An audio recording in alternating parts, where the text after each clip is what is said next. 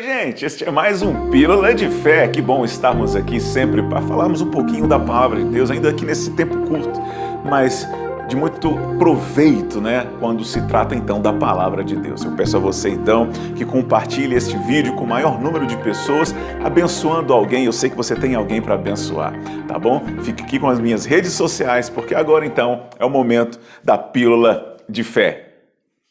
Então vamos lá, e o texto que eu quero deixar para você está em Juízes, capítulo de número 6, no versículo 1 e versículo de número 6, que diz assim: Porém os filhos de Israel fizeram o que era mal aos olhos do Senhor, e o Senhor os deu nas mãos dos midianitas por 7 anos. Versículo 6, e assim Israel empobreceu muito pela presença dos midianitas. Então os filhos de Israel clamaram ao Senhor. Preste atenção. Então os filhos de Israel clamaram ao Senhor. Vale aqui ressaltar que o povo veio de um tempo de descanso de 40 anos. 40 anos Deus deu tranquilidade e sossego para o povo de Deus. E esse povo então midianita, que da descendência ali de Abraão, dos filhos de Abraão, é um povo que se consolidou em muitas outras alianças, se fortificou muito, se fortificaram, se aliançaram com os moabitas, povo este que também ignorava o povo de Israel e também pelejava contra o povo de Israel na história. E o povo de Israel, vivendo esses 40 anos, viveu 7 anos atormentados pelos midianitas. Mas esses 40 anos para o povo de Israel de descanso parecem não ter sido muito aproveitado. Parece que o povo viveu anestesiado na fé e se esquecendo então de que há tempo para todas as coisas. Ou eles se acomodaram dentro de um tempo de descanso, e tempo de descanso esse aonde o povo de Deus não mais cresceu, não mais evoluiu. O povo passou apenas a administrar aquilo que o Senhor tinha dado. E diz o texto que Israel ficou grandemente empobrecido. Então, empobrecido socialmente, empobrecido moralmente e empobrecido principalmente espiritualmente. Então, o povo começou a viver o dano por ter as suas colheitas saqueadas, destruídas, levaram seus gados, levaram seus bois. Então, o povo de Deus teve a sua terra arrasada.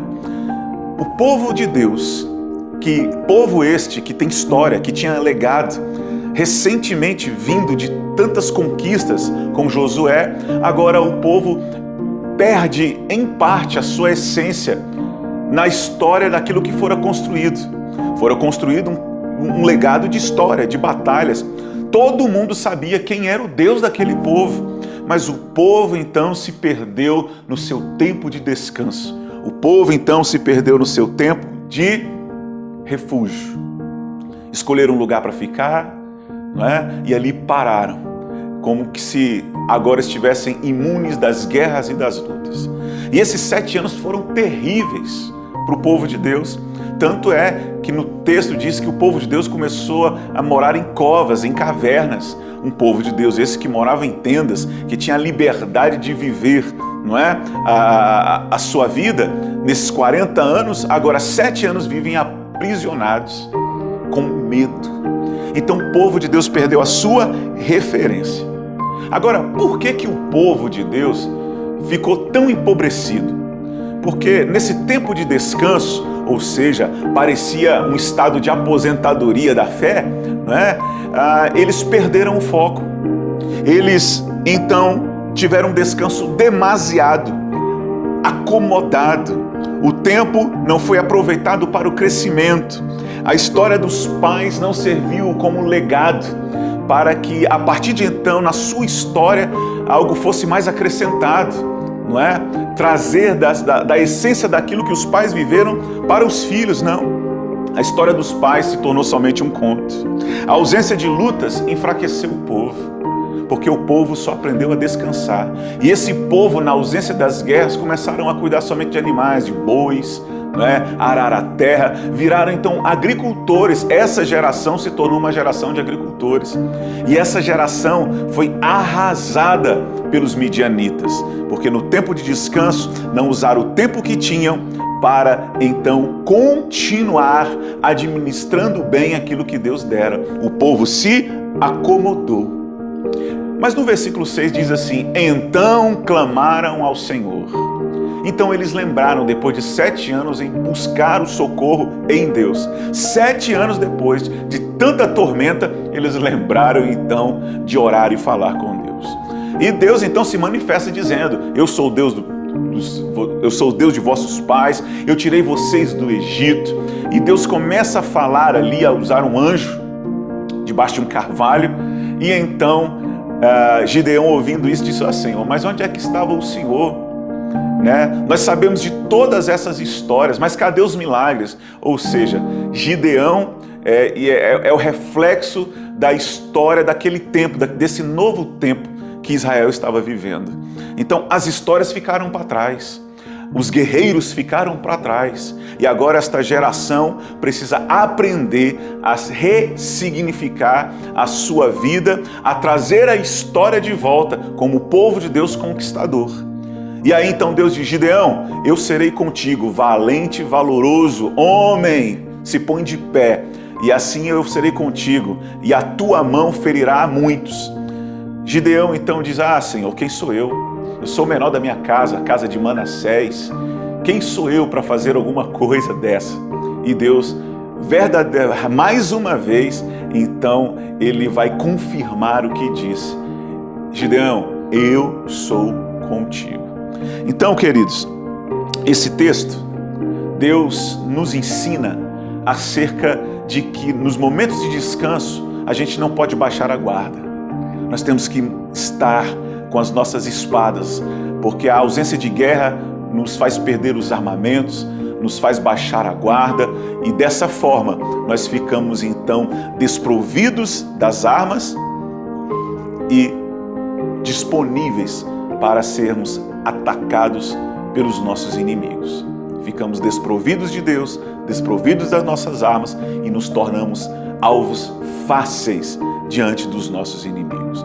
O que eu aprendo também nesse texto aqui é que o caminho para a reconstrução tem a ver com a desconstrução do eu.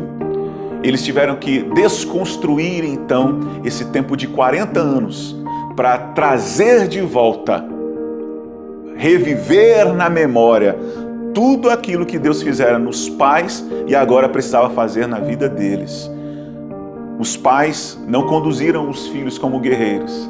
Eles viveram, como eu disse, um tempo de aposentadoria da fé, mas tempo esse que os fizeram largar a espada, porque um crente, um valente em Deus, ele jamais pode largar a espada. Ele jamais pode deixar de lutar. Essa palavra é para você. Não deixe de lutar. Como diz a canção, não desista, não pare de crer, porque os sonhos de Deus estão vivos em nós. E se os sonhos de Deus estão vivos em nós, nós vamos viver batalhas constantes. Mas saiba você que você é vencedor em todas essas batalhas, porque Deus é o Deus que está à frente. O nosso general é Cristo. Ele está diante de você e esse Deus vai conduzir a mim e a você nas mais grandes e excelentes vitórias. Pode ser qual seja a batalha, se o Senhor está nela, você é vencedor. Então foi o que ele disse a Gideão: eu sou contigo, varão valoroso. Então ele teve que levantar Gideão para reconstruir a memória dentro daquele povo e reconstruir a história daquele povo, porque o Deus que nos trouxe até aqui ainda quer nos levar a lugares de muitas promessas. Então toma cuidado com o tempo de descanso, aonde o conforto, o comodismo e esse tempo de descanso pode trabalhar muito mal ao seu favor acerca do esvaziamento da sua fé e da força em Deus, que podemos então ver essa força diminuída pelo fracasso do descanso que em nós tanto queremos. Na verdade, quem é que não quer descansar? Mas tome muito cuidado com esse descanso, porque um valente de Deus, ele sempre tem que estar pronto para as batalhas. Tá bom? Que Deus abençoe a sua vida. Fique com essa palavra, compartilhe, tá bom? Fique com Deus. Deus abençoe. Tchau!